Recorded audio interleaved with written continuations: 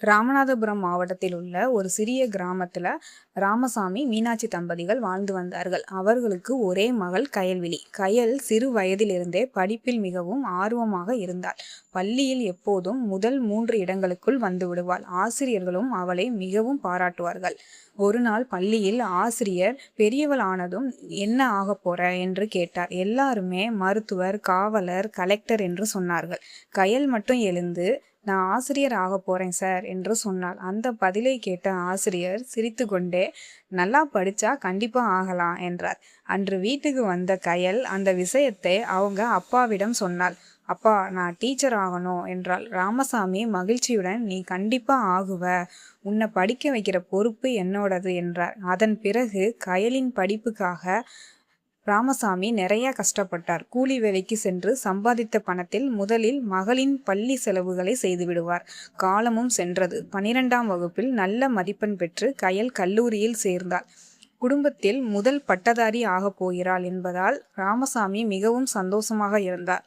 ஆனால் கயல் 2ஆம் ஆண்டு படித்து கொண்டிருக்கும் போது எதிர்பாராத விதமாக ராமசாமி உடல்நலக் குறைவால் இறந்து விட்டார். அந்த குடும்பம் பெரிய அதிர்ச்சியில் மூழ்கியது. வீட்டில் வருமானமும் இல்லாமல் போனது. கல்லூரி கட்டணம் செலுத்த முடியாத நிலையும் ஏற்பட்டது. வேற வழியின்றி மனமில்லாமல் கயல் கல்லூரியை நிறுத்திவிட்டு அருகில் இருந்த துணிக்கடையில் வேலைக்கு சேர்ந்தாள்.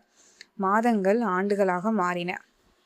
காலை வேலை, மாலை வேலை என்று ஓடிய வாழ்க்கையில் அவளுடைய ஆசிரியர் கனவும் மெதுவாக மறைந்து கொண்டே போனது. ஒரு நாள் அவருடைய பள்ளி ஆசிரியர் செல்வராஜ் துணிக்கடைக்கு வந்தார். கயலை பார்த்ததும் ஆச்சரியப்பட்டார். நீ இங்க என்ன பண்ணிக்கிட்டு இருக்க என்று கேட்டார். கயல் நடந்த அனைத்தையுமே சொன்னாள். அதை கேட்ட ஆசிரியர் சில நிமிடங்கள் அமைதியாக இருந்தார். பிறகு, கஷ்டம் வந்ததுக்காக கனவை விட்டுடக்கூடாது, படிப்பை மீண்டும் தொடரு என்றார். முதலில் கயலுக்கு நம்பிக்கை இல்லை. ஆனால் ஆசிரியர் தொடர்ந்து ஊக்கப்படுத்தினார். அவருடைய உதவியால் கயல் தொலைதூர கல்வி மூலம் தனது பட்டப்படிப்பை மீண்டும் தொடர்ந்தாள்.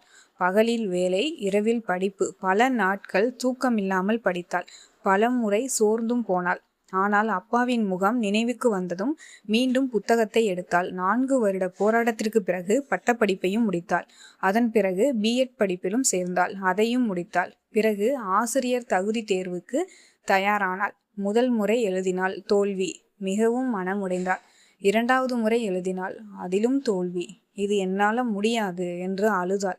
அப்போது அம்மா சொன்னார், உங்க அப்பா உயிரோட இருந்தா இப்ப என்ன சொல்லியிருப்பாரு?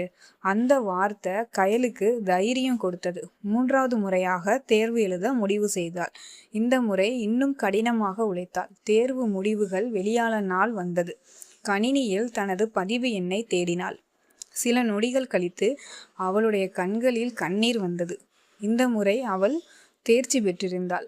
பல வருட போராட்டம் வெற்றியாக மாறியது. சில மாதங்களுக்கு பிறகு அரசு பள்ளியில் ஆசிரியர் பணிக்கான ஆணையும் வந்தது. முதல் நாள் பள்ளிக்கு செல்லும் போது அப்பாவின் புகைப்படத்தை கையில் எடுத்தாள். அப்பா, நான் டீச்சர் ஆயிட்டேன் என்று சொல்லிவிட்டு கிளம்பினாள். பள்ளி வகுப்பறையில் நுழைந்ததும் மாணவர்கள் அனைவரும் எழுந்து, வணக்கம் டீச்சர் என்று சொன்னார்கள். அந்த ஒரு வார்த்தையை கேட்டதும் கயலோட கண்கள் கலங்கின. பல வருடங்களுக்கு முன்பு ஒரு சிறுமி கண்ட கனவு அன்றுதான் நனவாயிருக்கிறது. அன்று மாலை வீட்டிற்கு வந்து அப்பாவின் புகைப்படத்திற்கு முன் நின்று, நீங்க கண்ட கனவை நான் காப்பாத்திட்டேன் அப்பா என்று சொல்லி அழுதாள். அடுத்த நாள் பள்ளியில் தனது முதல் வகுப்பை நடத்த கயல் வகுப்பறைக்குள் சென்றாள். மாணவர்கள் அனைவரும் அமைதியாக அமர்ந்திருந்தார்கள்.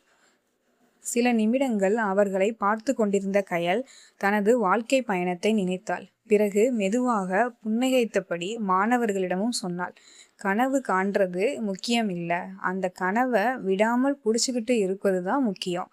வகுப்பில் இருந்த மாணவர்களுக்கு அது ஒரு சாதாரண வாக்கியம்தான். ஆனால் கயலுக்கு அது பல வருட போராட்டத்தின் அனுபவம்.